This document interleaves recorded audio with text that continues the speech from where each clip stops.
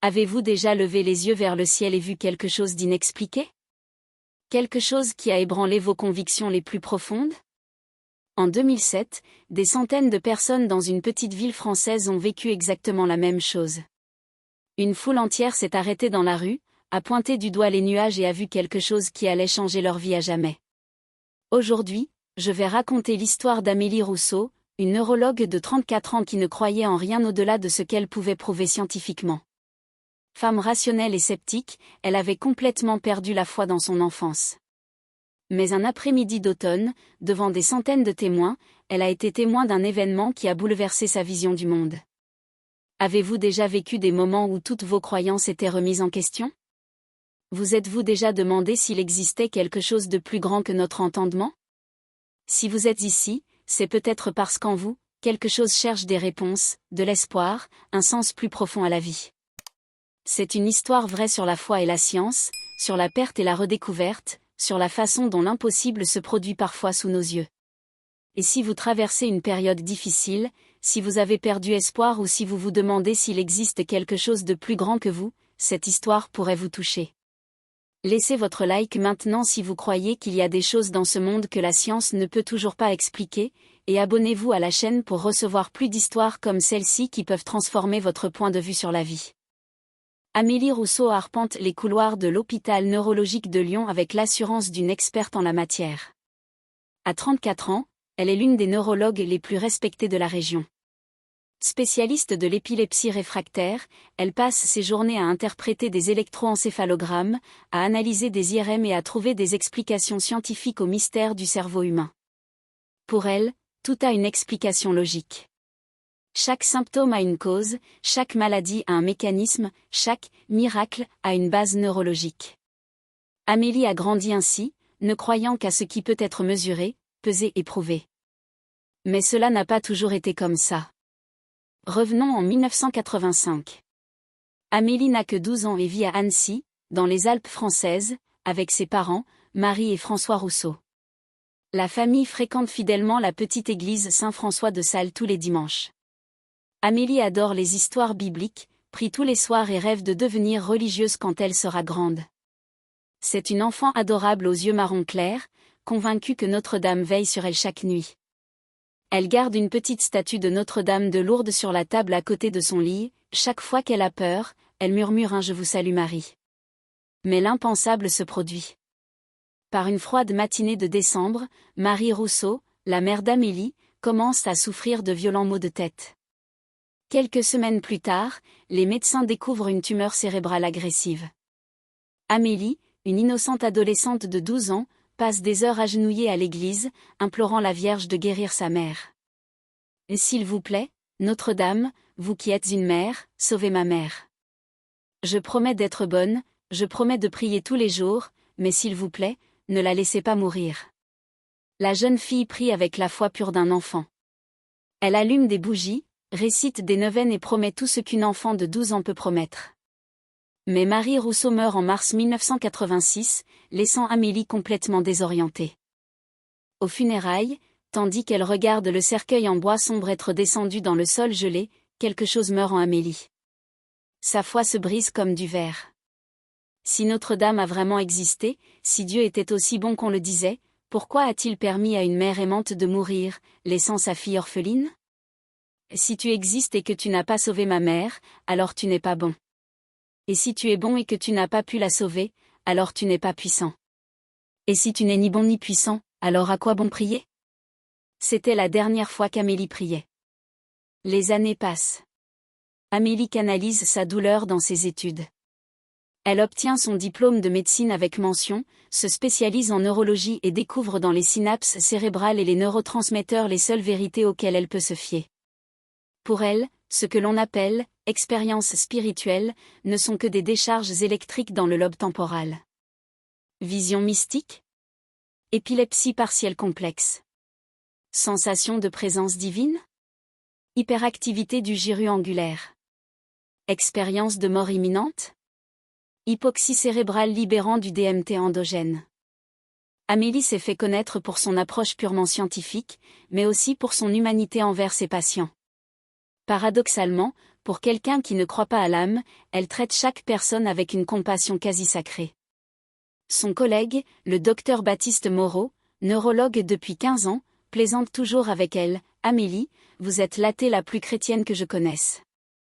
Vous traitez chaque patient comme s'il était sacré. » Je traite chaque patient comme un être humain unique, Baptiste. Je n'ai pas besoin de croire en une âme pour reconnaître la dignité humaine. Mais d'où vient toute cette compassion, si nous ne sommes que des machines biologiques? Amélie n'a jamais su répondre à cette question. À 34 ans, Amélie vit seule dans un appartement moderne du 6e arrondissement de Lyon. Les relations amoureuses sont de courte durée, les hommes sont intimidés par son intelligence, et elle se lasse vite des conversations superficielles. Ses seuls compagnons sont des livres de neurosciences et son chat persan, Pasteur, du nom du grand scientifique français. Lors de ces nuits blanches, lorsque le poids de la solitude l'écrase, Amélie sort parfois la petite statue de Notre-Dame de Lourdes qu'elle garde dans un tiroir la même qu'à 12 ans. Elle ne prie pas, se contente de la regarder, et un étrange désir la saisit. Le désir de quoi? De sa foi perdue? De sa mère décédée? De l'espoir qu'elle avait autrefois? N'importe quoi, murmure-t-elle en rangeant l'image. Nostalgie de l'enfance. 15 octobre 2007. Un lundi ordinaire qui allait devenir extraordinaire. Amélie rentre à Lyon après un rendez-vous dans la petite ville de Mâcon, au sud de la Bourgogne. Il est 16h45 et le ciel d'automne est chargé de nuages épais et sombres. Soudain, la circulation s'arrête net. Des voitures sont garées au milieu de la route, des gens sortent de leurs véhicules, tous lèvent les yeux. Amélie souffle, irritée. Ça doit être un accident, pense-t-elle. Mais lorsqu'il sort de la voiture pour voir ce qui se passe, il remarque quelque chose d'étrange. Pas de sirène, pas de vacarme. Juste le silence. Un silence presque sacré. Et des centaines de personnes scrutent le ciel avec une expression qu'elle n'a jamais vue auparavant, un mélange d'émerveillement, de révérence et de larmes. Amélie suit le regard de la foule et voit. Dans les nuages, formés par la condensation de la vapeur d'eau et de la lumière du soleil, se dessine une silhouette féminine indéniable. Ce n'est pas une vague ressemblance, il n'est pas nécessaire d'utiliser son imagination pour la voir. Elle est nette, définie, impossible à ignorer.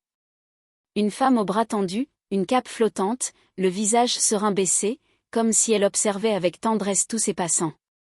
L'image culmine à au moins 200 mètres de hauteur et reste stable, sans se disloquer comme des nuages normaux. L'impossible, murmure Amélie. Son cerveau de neurologue cherche aussitôt une explication, la pareidolie, ce phénomène qui nous fait voir des visages dans des objets aléatoires. Mais la pareidolie n'explique pas la définition de cette image, sa stabilité, sa précision. Autour d'elle, les gens se mettent à pleurer, à prier, à s'agenouiller sur l'asphalte. Une femme âgée à côté d'elle murmure d'une voix étranglée, « C'est Notre-Dame. Elle est venue nous rendre visite ?» Un homme d'âge moyen, qui semblait être un cadre rationnel comme elle, a les yeux embués de larmes, « Mon Dieu, je n'y croyais pas. Je n'y croyais pas, mais c'est là. » Amélie ressent un étrange frisson. Non pas dû au froid, mais à quelque chose de différent, comme si une douce présence touchait son âme. Une sensation qu'elle n'avait pas ressentie depuis ses 12 ans, avant la mort de sa mère. « Ce n'est pas possible, » murmure-t-elle. Il doit y avoir une explication scientifique. Des dizaines de personnes filment et prennent des photos avec leur téléphone portable. Amélie sort également son téléphone, mais lorsqu'elle pointe l'appareil vers le ciel, quelque chose d'extraordinaire se produit. L'image n'apparaît pas clairement sur les écrans de téléphone. Ce qui est clair à l'œil nu apparaît flou et flou sur les appareils photo. Et c'est étrange, commente un jeune homme à proximité. Ça ne ressort pas bien sur la photo. Amélie essaie à plusieurs reprises d'ajuster la mise au point, mais en vain. L'image que voient clairement des centaines de personnes est impossible à capturer par la technologie. Pendant 15 minutes, la silhouette reste là. 15 minutes qui semblent une éternité. Amélie ne peut détourner le regard. Quelque chose en elle, une voix silencieuse depuis 22 ans, murmure doucement, « C'est elle, c'est vraiment elle. » Et puis, aussi progressivement qu'elle s'était formée, l'image commença à s'estomper. Non pas brusquement, comme des nuages normaux, mais doucement, comme quelqu'un faisant un dernier au revoir avant de partir. Une fois la cérémonie terminée, la foule reste silencieuse quelques minutes. On entend des larmes, des expressions d'étonnement, et le sentiment collectif d'avoir assisté à un événement sacré. Amélie retourne à la voiture, les mains tremblantes. Tout au long du trajet jusqu'à Lyon, elle ne cesse de repenser à ce qu'elle a vu. Son cerveau scientifique s'active à la recherche d'explications logiques, mais une part plus profonde de son âme lui murmure des choses qu'elle a longtemps refusé d'entendre. Si vous regardez cette vidéo et avez déjà vécu des moments où votre foi a été mise à l'épreuve, laissez un commentaire pour partager votre expérience. Parfois, partager nos histoires aide les autres à comprendre qu'ils ne sont pas seuls dans leurs doutes et leurs quêtes. Cette nuit-là, Amélie n'arrive pas à dormir. Elle est restée devant l'ordinateur pendant des heures, à faire des recherches sur les formations nuageuses, la pareidolie et les phénomènes atmosphériques rares. Elle lit des articles scientifiques sur les illusions d'optique collective, la psychologie des foules et la façon dont le cerveau peut interpréter des formes aléatoires comme des figures familières. Mais rien n'explique complètement ce que vous avez vu. La netteté de l'image, sa stabilité pendant 15 minutes, le fait que des centaines de personnes aient vu exactement la même chose, l'impossibilité de prendre une photo nette. Il doit y avoir une explication, murmure-t-elle à Pasteur, qui l'observe de ses yeux bleus impassibles. Tout a une explication scientifique. Dans les jours qui suivent, l'histoire se répand. Les journaux locaux publient des articles sur le « miracle de Mâcon ». Des témoins sont interrogés, des experts en météorologie sont consultés et des théologiens donnent leur avis. La ville devient une destination de pèlerinage. Amélie suit tout avec obsession. Elle lit chaque article, regarde chaque interview et cherche la moindre explication scientifique. Mais les météorologues admettent ne pas pouvoir expliquer complètement le phénomène. Les conditions atmosphériques n'étaient pas idéales pour ce type de formation. À l'hôpital, Amélie est différente. Distraite, pensive. Lors d'un rendez-vous avec Madame Delacroix, une patiente âgée atteinte d'épilepsie du lobe temporal, un événement inattendu se produit. « Docteur, dit Madame Delacroix, vous avez l'air inquiet. Il s'est passé quelque chose ?» Amélie hésite. Il ne partage jamais ses secrets avec ses patients. Mais quelque chose dans la douceur du regard de la dame l'a fait parler. J'ai été témoin récemment de quelque chose que je ne peux pas expliquer scientifiquement. Ah, docteur, sourit Madame Delacroix, tout dans la vie n'a pas besoin d'être expliqué par la science. Certaines choses sont affaires de cœur. Mais je suis médecin. J'ai besoin de preuves. Et que dit ton cœur ? Amélie reste silencieuse. Que lui dit son cœur ? Qu'elle a senti une présence ce jour-là. Que pour la première fois depuis 22 ans, elle a éprouvé quelque chose qui ressemblait à de l'espoir. Qu'une part d'elle-même, cachée depuis des décennies, s'est réveillée de son profond sommeil. Week-end. Pour la première fois depuis plus de 20 ans, Amélie se rend à Annecy pour visiter l'église de son enfance. On ne sait pas vraiment pourquoi. Elle se dit que c'est juste de la curiosité, de la nostalgie. L'église Saint-François de Sales est exactement comme dans vos souvenirs. Les mêmes bancs en bois sombre, les mêmes vitraux, la même odeur d'encens et de cire de bougie. Amélie entre avec hésitation, comme quelqu'un visitant un lieu sacré d'une culture lointaine. Elle est assise sur le dernier banc, celui où elle s'asseyait avec ses parents enfants. Le silence de l'église est différent du silence scientifique qu'elle connaît. C'est un silence vivant, plein d'attente. Devant l'autel se dresse une image de Notre-Dame. Amélie la contemple et ressent quelque chose d'étrange au fond d'elle, un profond désir, comme celui d'une langue maternelle qu'elle aurait oubliée. « Pourquoi suis-je ici ?» se murmure-t-elle. Et puis, comme si quelqu'un répondait du plus profond de votre âme, vient un doux sentiment, parce que tu n'es jamais vraiment parti. Tu t'es juste caché. 3 semaines après l'incident de Mâcon, Amélie traverse la pire crise existentielle de sa vie d'adulte. Elle ne peut plus travailler avec la même conviction. En regardant un électroencéphalogramme, elle se demande, et s'il y avait autre chose que l'électricité ? Et s'il y avait quelque chose que ces électrodes ne peuvent pas mesurer ? C'est le petit matin du 7 novembre. Amélie est allongée, les yeux fixés au plafond, lorsqu'elle sent une présence dans la pièce. Ce n'est pas quelque chose qu'elle voit ou entend, c'est quelque chose qu'elle sait, tout simplement, comme lorsqu'on sent quelqu'un nous observer par derrière. Elle se lève lentement, le cœur battant.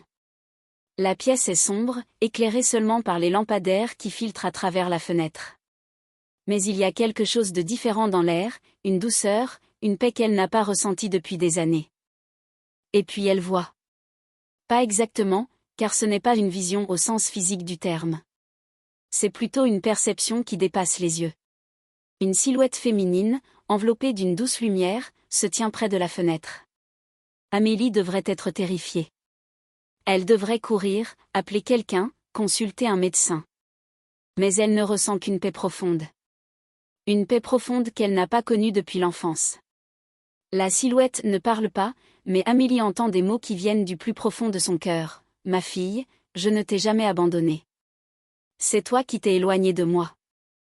J'ai perdu ma mère », murmure Amélie, hésitant entre le dire à voix haute ou le penser. Tu l'as laissée mourir.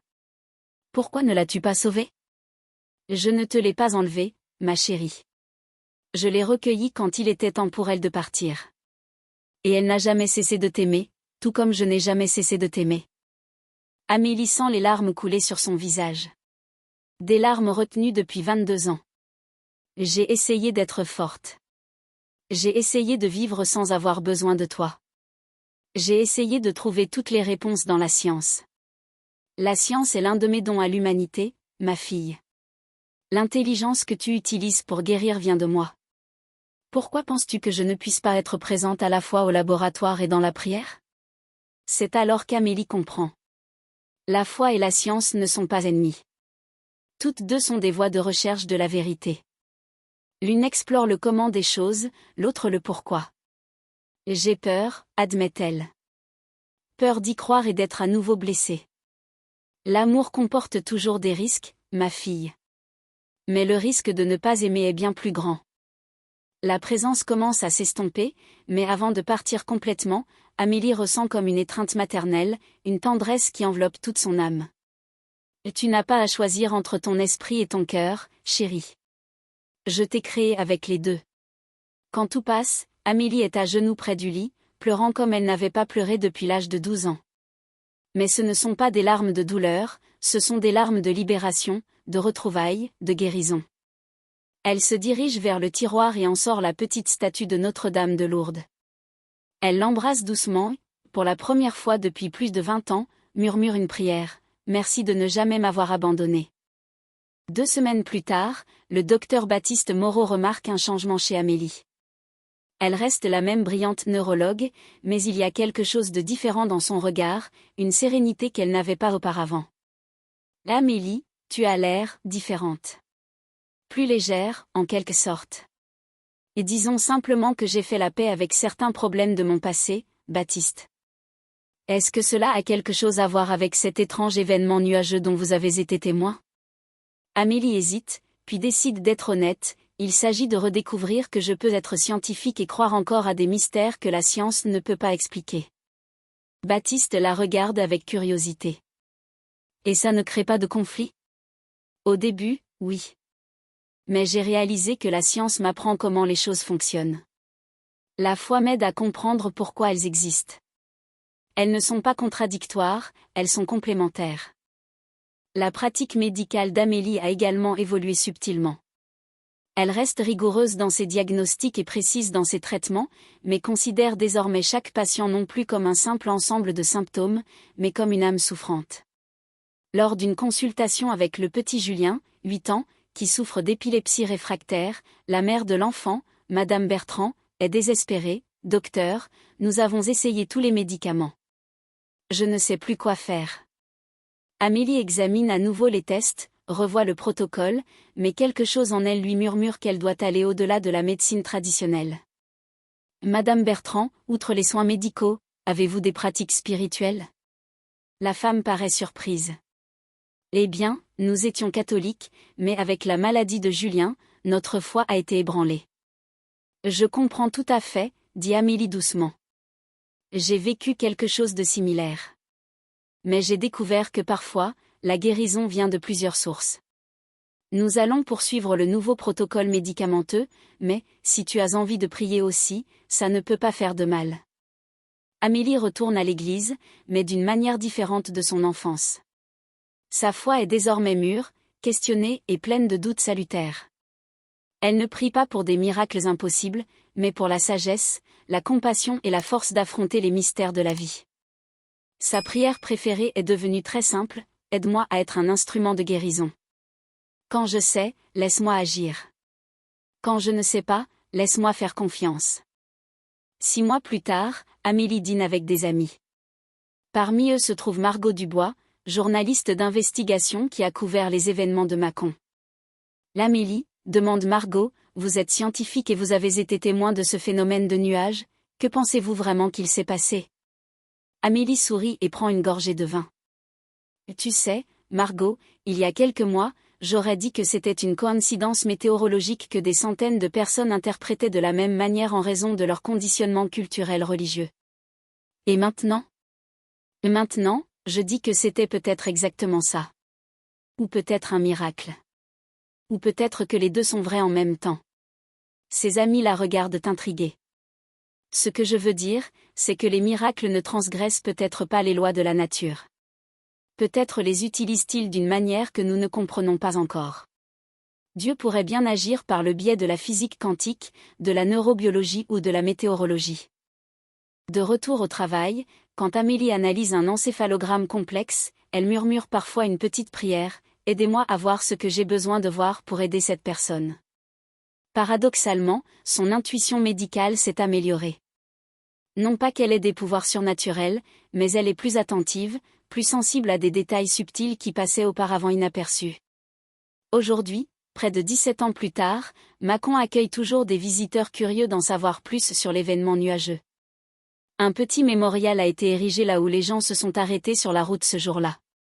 Ce n'est pas une structure grandiose, juste une simple croix avec une plaque sur laquelle on peut lire « En souvenir du jour où des centaines de personnes ont regardé le ciel et ont vu l'espoir ».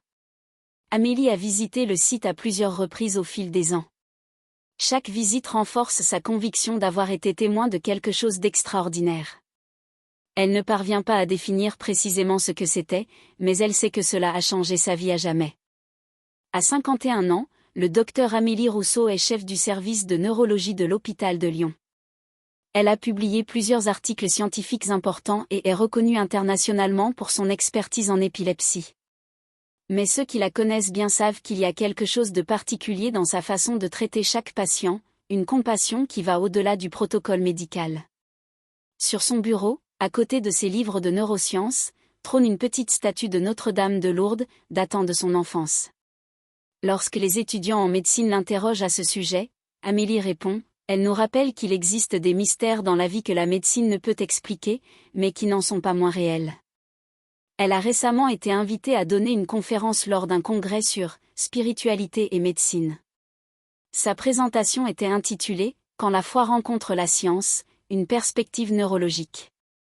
Chers collègues, a-t-elle conclu, j'ai appris qu'être scientifique ne signifie pas nier le mystère, mais reconnaître humblement qu'il existe des phénomènes que nous ne comprenons pas encore. Et que cette incompréhension ne diminue en rien notre capacité à aider, à guérir et à faire preuve de compassion. Le plus grand miracle n'est peut-être pas de voir une image dans les nuages, mais de pouvoir regarder un patient et voir en lui une histoire unique, une dignité sacrée, une âme qui a besoin de guérison autant que le corps a besoin de médicaments. Amélie n'a plus jamais rien vu de tel qu'en 2007. Mais elle n'en a pas besoin. Ce jour-là lui a appris que les miracles n'ont pas besoin d'être spectaculaires pour être réels. Ils surviennent parfois sous la forme d'une intuition médicale juste, du rétablissement inattendu d'un patient ou du sourire retrouvé d'un enfant après un traitement réussi. Elle a appris que la foi et la science peuvent danser ensemble dans une danse belle et harmonieuse. L'une sans l'autre est incomplète, la science sans foi peut devenir froide et inhumaine, la foi sans raison peut devenir fanatique et dangereuse. Chaque après-midi, à la fin de ses rendez-vous, Amélie regarde le ciel lyonnais par la fenêtre de son bureau. Elle ne cherche ni signe ni apparition, elle rend simplement grâce. Elle remercie pour cette seconde chance, pour la capacité de guérir, pour la paix enfin trouvée entre son esprit scientifique et son cœur croyant. Si vous êtes arrivé jusqu'ici, cette histoire vous a probablement touché profondément. Peut-être avez-vous vous aussi perdu la foi à un moment de votre vie. Peut-être pensez-vous aussi que science et spiritualité sont incompatibles. Ou peut-être traversez-vous une période difficile et avez-vous besoin d'espoir. Laissez un commentaire en nous disant quel aspect de cette histoire vous a le plus touché. Avez-vous déjà vécu une expérience inexplicable? Avez-vous déjà ressenti la présence de quelque chose de plus grand que vous? Votre histoire pourrait inspirer d'autres personnes qui traversent la même épreuve. Et si cette histoire vous a apporté de l'espoir, abonnez-vous à la chaîne et activez les notifications. Chaque semaine, nous vous présentons des témoignages de personnes qui ont trouvé la lumière dans leurs épreuves les plus difficiles. N'oubliez pas, peut-être que les miracles ne sont pas seulement